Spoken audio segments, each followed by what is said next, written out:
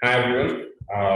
Welcome to Further Over Famous Thursdays weekly webinar series by Netcore. Today we're going to talk about pay attention to customer attention, and customer attention is a very important topic, and that's catching a lot of steam these days.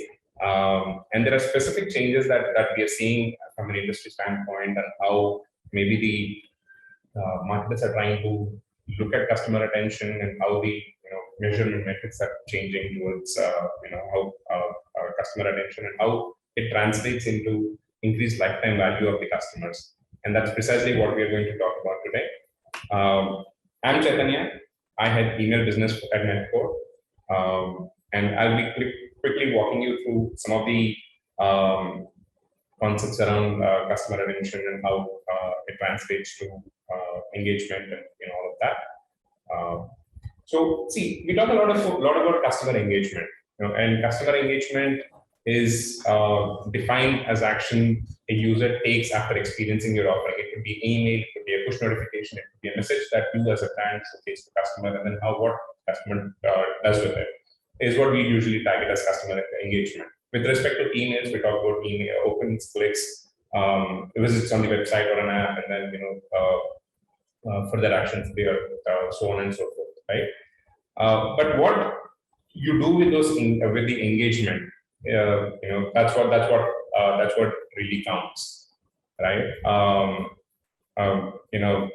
A user typically opening the email on and off, or is it dropping off after one or two emails, and what are these subsequent actions that the user is taking, right? So if I put, let's say, entire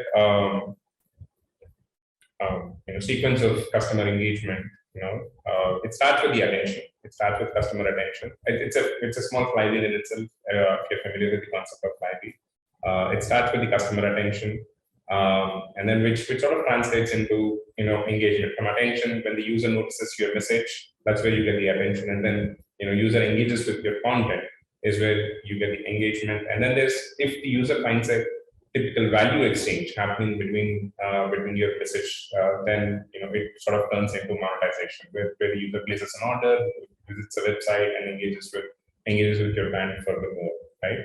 But this is one cycle of events, But what you want is to make it as a habit. You want the user to actually do this process over and over and over and over again. That's the true sense of customer retention, and that's precisely what we are going to talk about today. And why would a customer be loyal to a brand? So why should a customer do repeat transactions, right? So if we look at it from a customer standpoint, there are three major categories on why customers would be loyal to a brand. So first is dependence. Dependence is where the customer has no other option but you, right? It could be unique product offering. It could be a unique service that you offer, or there's simply or the pricing that you offer. There's absolutely no competition in the market, so that the user is totally dependent on you to buy a particular product. So that's where the dependence factor comes in, right? And second is relationship. So a relationship is where the user is sort of, or your customer is sort of, has a very good relation, or has a social emotion that is connecting you and the customer. For example, I go to a specific vegetable market because I know the guy, and then the way he treats me is good. So I specifically go to a specific vegetable market or a supermarket. So that's where the relationship factor comes in, right? While these two are significant factors in driving, final monetization, or let's say customer retention, the more other important factor that also drives is habit, where you're on top of customers' mind, right? So you as a brand have to be on top of customers' mind, and when he thinks about a specific situation, you should be, let's say, about your product. For example, if you sell clothing and accessories, you have to be on top of his mind, so that it triggers an action that, okay, the moment he thinks about clothes, I have to go onto this website or an app and then make the further purchase. So that's the kind of recall that we want to that you would want to have as a client with respect to with respect to your client. And usually habits are formed when there is a similar action is formed. When the user takes a similar action over and over again without spending enough of his brain energy on that, right? So that's where the habits are formed. And with respect to your website or an app, how can you create the habits for the customer, right? So this is where we want to spend the next few minutes on. The first and foremost is on your product. Of course, that's your product here. That's your property, whether it's on the website or whether it's on the app. How can on the product you can create certain nudges, certain create enough cues for the customer to create a habit. But if your product is of a kind where the user is not required to come in regularly, which is true for most of the e-commerce website or even B2C websites, where the user does not come onto the website again and again. So it's usually a one-time purchase, and usually when the need arises is when the user comes in again and then makes the purchase, right? So there are so in these cases you build your strategy around the product. You cannot do within the product, but you have to do it around the product. And how can you create a habit where you can still stay? I mean, the objective is to stay on top of customer's mind when he thinks about a specific product. So that's the objective that we're trying to achieve, right? On the product, let's come back to on the product.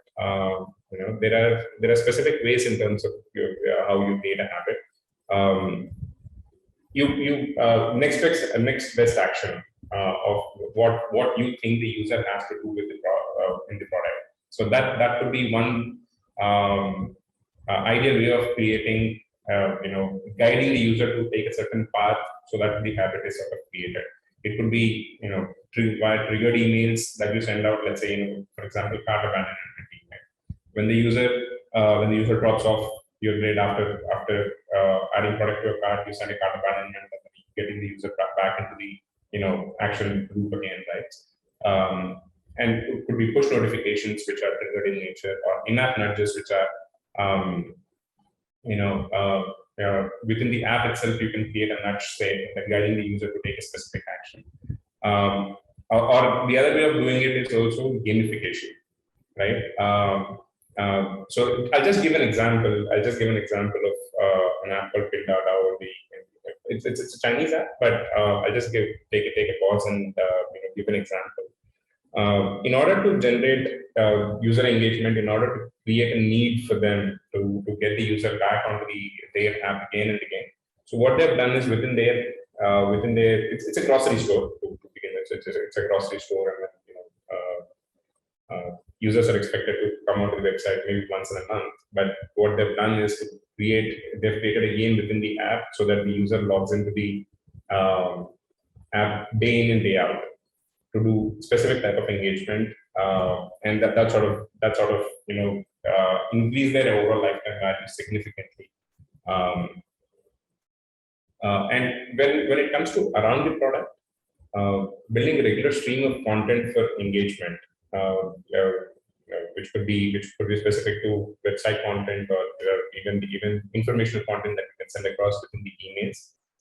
Second is push notifications, or I think this should be, I think there's some typo here. I think it should be content within the emails, and gamification within the emails. Like with AMP, with AMP, you can actually do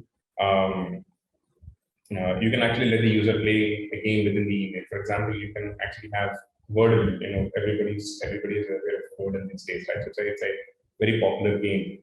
So you can actually let the user play Wordle within the email itself, right? So you can actually let the user play a specific game, or let's say arranging tiles to form a picture, and all of this can be done within the email now. So making it more immersive. The objective is to get the email more immersive. The third and most important piece is also on rewarding the engagement. So most of the rewards or most of the offers that we see brands rolling out is towards maybe on the checkout you get a specific type of discount, on a final purchase you will get a specific type of discount. There are a bunch of discount offers that usually go out on purchases. But all of it starts with engagement, right? So how can you reward these tiny actions, tiny rewards for tiny actions, but to keep the interest going on for the user. With atomic rewards by Netcore, you can actually do that you can implement this entire reward engagement program, which essentially you can reward each and every small engagement that is happening within the email, and then translate that into better sales. Most of the metrics, now that we've sort of covered what are how you can, on a very high level, how you can create habits. Let's look at how do you start measuring those kind of habits within your environment. But most of the metrics that are available today measure momentary engagement, like opens and clicks with email, or let's say customer checkouts. Let's say how many checkouts have I got, how many orders that have been placed. So these are the two extremes that we measure. Or most of the marketing automation software that's out there is sort of measures, right? But what we are saying is we need to start measuring. We need to start looking at this engagement in a slightly different way, and which is where we introduce a concept called hook score. Okay, how do you start measuring customer check-ins instead of direct checkouts? How many times the user is actually engaging with you as a brand, right? Is it a streak? Is it a how can you measure that if a user is actually building a habit to engage with you as a brand, and then how that engagement is translating into your final conversions? So that's where the hook score comes in. On a broad level, hook score measures streaks of engagement. Sort of, it's an indicator for habit.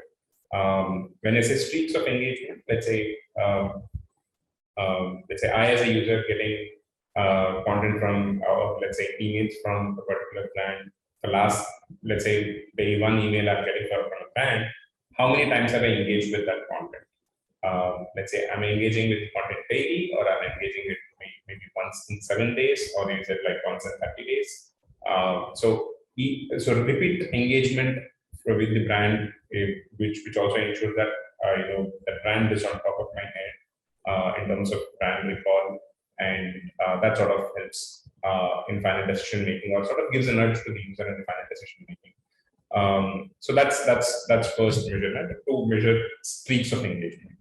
The second piece is higher order of engagement. When you say higher order of engagement, it could be preferences. So we all know that opens and clicks are sort of given for any engagement metric, but you extend it to any other action that you can let the user take with you, and then give a score to it.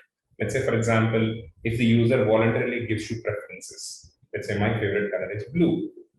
If the user shares the information with you voluntarily, with what we call as zero-party data, right? So for every preference shared, you can probably award, or you can probably give a higher order of score, which the details that, or the preferences the user gives, you can use it to further personalization of the campaigns.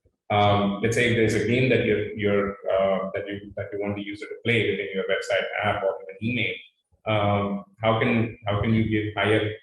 How can you give a higher order of score, so that the more participatory the user becomes with the brand, you give more and more score. And as the score increases, the propensity of the user to actually convert also increases dramatically. And it's sort of a moving average per user. Let's say usually the way that we are calculating hook score is sort of a moving average per user. And at the same time, for the entire brand, we sort of cumulatively we collect an average. So that's how the hook score is sort of calculated. And the way to measure this hook score is that, let's say, for a user, how is that moving average improving? Is it improving, or let's say, is it deteriorating over a period of time? Is actually is a measure of whether the user is, whether your content is being receptive by the user, or is it not receptive by the user. So that's how it sort of translates to. And coming back to how hook score, we have seen hook score is sort of impacting the type of loyalists that we have seen, right? So people who are completely dependent on a particular product, they have no other option but to use that. What we have seen is that increased hook score usually translates to higher lifetime values. There's no increase in the number of orders that the users are there, because whether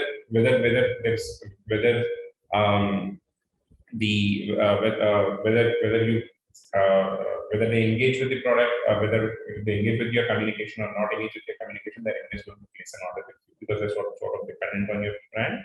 But we have seen there's a significant increase in the lifetime value of the user. They're not dropping off that easily, so it sort of reduces customer churn that way. And for the users who are sort of responsive in terms of relationship, right? Again, this also sort of extends the lifetime value, and a slight increase in the overall orders. But again, we have seen the impact is on reducing churn or increasing the lifetime value there of a user.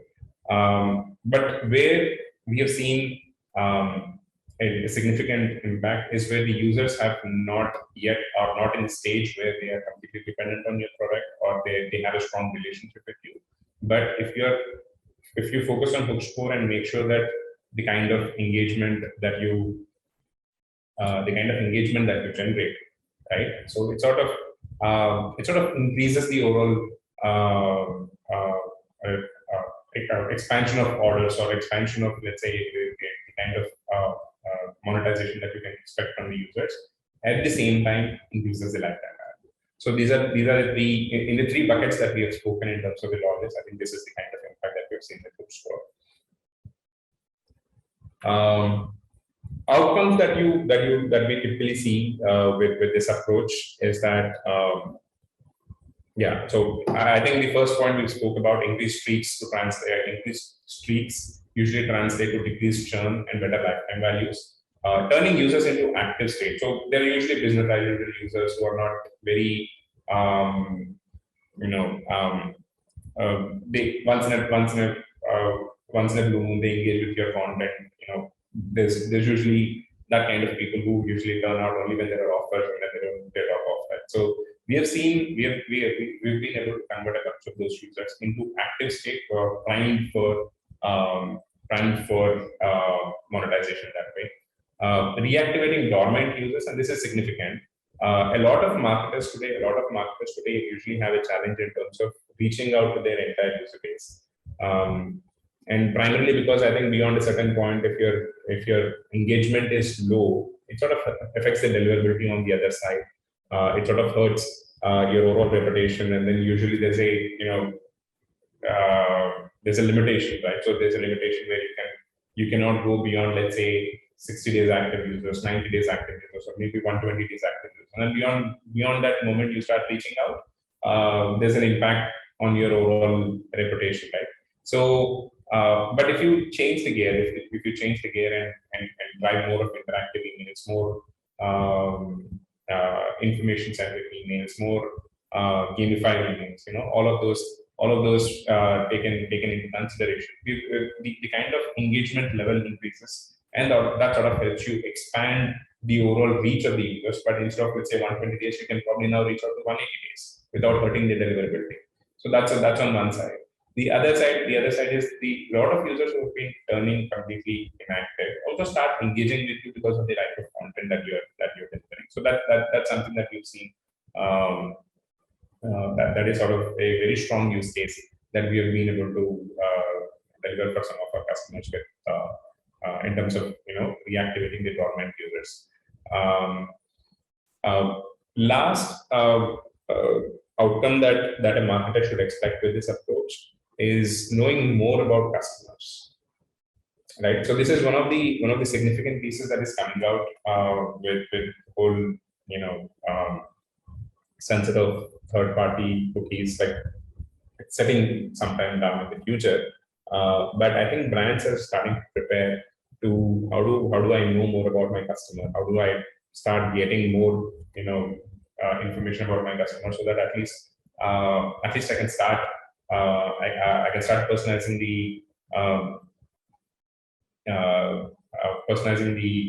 content that I show to them, and then without depending on, let's say, maybe third party cookies. How can I do it? How can I build my first and zero party data more significantly, right? So this becomes primary source of truth than any third party data. So that's what I think is a lot of brands are focusing on. So what we are seeing is with latest technology with respect to AMP and other cool stuff that you can do with email now, you can create a very gamified experience with respect to collecting preferences also. And we have seen, and usually preferences have been there, at least with an email, they've been there for the last 2 decades. But hardly people actually go and then do any form fills, right? So they don't usually, you're expected to click on a link in the email, go on the website, do some activity, fill out a long form of preferences. That is sort of impractical for most of the users to do. To me, it is the only reason why I would want to click on the preference center and then go on the website is to just unsubscribe. Nothing more, right? But that said, I think interactive preference management within email with AMP is significantly catching up. And there are 2 reasons. You can do this within the customer's email. The customer does not have to leave the email itself, so it can be done interactively. 3, the fill rate of these preferences within the email are significantly higher than the user actually going onto the website and does something on the website.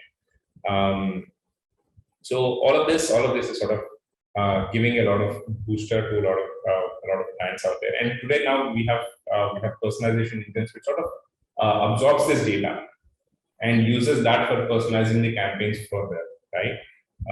So that's one significant enhancement in terms of personalization technology that's been happening.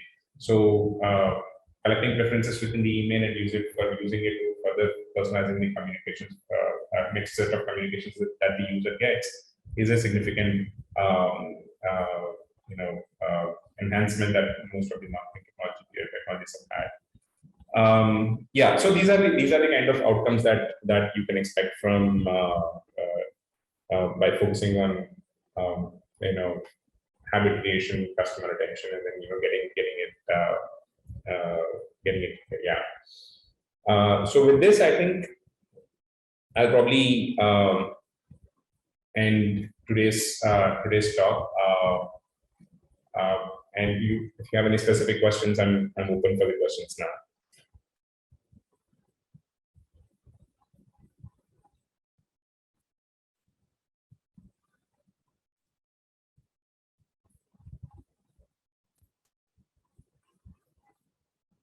Okay. Okay. I have about 4 questions. Let me take them. So how do I create habits when I'm an e-commerce store and sell only one line of products? And this is true for maybe D2C websites. I sort of briefly covered when I was talking about how can you create the habits. But usually what you do is that a user typically comes to any e-commerce store on need. If it's not Amazon or Flipkart, usually it sort of comes down to on need basis. So what you do is how can you create content and community around your product? which essentially nudges the user from time to time, which gives sort of information, or which sort of creates a need for the user to actually at least understand or engage with your one of the property that you have, right? So that can be one way of doing it. That can be one way of doing it. Or creating only pure engagement specific emails with respect, like for example, gamified emails. Right? So it's one of the ways to just keep the user engaged with you as a brand. Does every company need habits to be created? The answer is no. I don't think so. Every company does not need a habit to be created. It depends on the kind of customers that you have, and if you think that your customers and if you think that you have customers where you have to be on top of their mind, so that so that they come to you again and again. That's where you need you need to look at creating a habit. How can you gamify emails? I think this is mostly with AMP.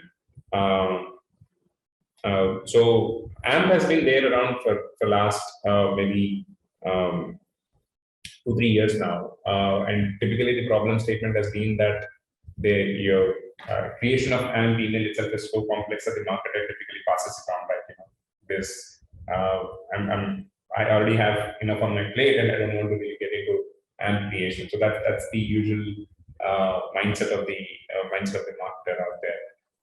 But with respect to AMP, the game field has been changing with AMP creation becoming more and more easier, with Netcode's new AMP editor making it even more easier to create AMP emails. And you can actually create a lot of interactive emails, like a roulette, like a small card game within the email. You can do all these smaller gamified activities, like a simple tic-tac-toe within the email, right? So you can do all of those simple gamified emails, and ready-made templates are coming up. That even Netcode is sort of building a huge lineup of templates, which you can typically use within your environment heavily, and then get started quickly. If you want to get started with gamified emails, talk to your account manager immediately, and then we can get this started. How can you get started? How can I get started with this? Start with measuring the current hook score that you have. How engaged is the user with you as a brand? So that's where you start off with, not just open simplex, but how frequently the user is engaging with you as a brand, right? So that maybe that's where you start off, and then incrementally, once you start measuring the metric, right? So how can you improve that metric over time period is where I think you can get started with multiple things. I think Netcode's email product brings a lot of new technologies which sort of helps you improve on that overall engagement. So we can start with one or two, and then we can start building on top of it. Last question. Sorry, not last question. Sorry. What is the need for a new metric? The need for new metric arises on it's a twofold answer. So one is that typically at least with respect to emails, the traditional metrics of, let's say, opens and clicks has been traditional metrics for any marketing to measure any success of the marketing campaigns. That is sort of going away. I think at least opens are going away with Apple privacy changes that have happened recently, and Google also going to implement some of these changes. This is sort of going away. Opens will become more and more like a very poison metric that way to measure any kind of engagement from the brand. And this also impacts a lot on the segmentation and a lot of things that you rely on in terms of building the first party data, in terms of building a lot of these things. Now, how can you still make a sense of whether the user is actually engaging with you as a brand? So that's where the need for a new metric comes in, where one, how can you look beyond opens and just opens and clicks with respect to your marketing engagement, because there are higher order of engagement that is also becoming part of your campaigns, right? So the need for new metric is to find a common way to, or a simple way to see how hooked the user is with you as a brand. But this cuts across channels. And typically, most of the metrics that we have is like opens for email is different, opens for SMS is different, opens for push notifications is different. There are a bunch of other metrics, right? So how can you bring all of them together and then form a unified metric, which sort of gives you a holistic perspective, or a holistic perspective of how hooked a user is with you as a brand. So that's what this is all about. That's the reason why you need to have a new metric. Am we supported by Outlook? Unfortunately, no. Outlook is not. Outlook has decided to go out of AMP, and they don't want to support. But they do have something similar to, while they don't support AMP, the Outlook does have something similar to Google Markup. They do have a support similar to Google Markup, but yeah, depending on the kind of user base that you have, if you want to use it, if Outlook is a significant percentage of your user base, you can consider using it. Can you give more scenarios on habit developing with the bank? So bank can be a very broader use case. I mean, there are wide array of things that you can do with the bank. But typically, what I probably suggest is to look at what do you want the user to do as a next best action. So maybe get started with that, and how do you sort of repeat it? Like, for example,